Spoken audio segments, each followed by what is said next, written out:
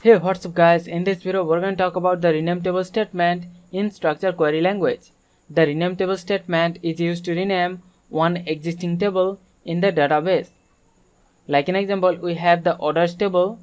Now to rename that orders table to a new name called sales table, then we have to write the statement alter table and then the name of the existing table orders, and then we have to write rename to and then the new name to that existing table. This way the orders table will be renamed to the sales table. Like an example, we have the table orders in the database.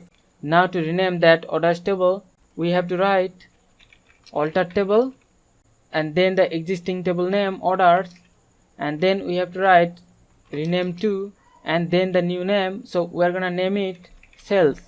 So if I just execute that, and you can see the name of the orders table has been changed to the sales table.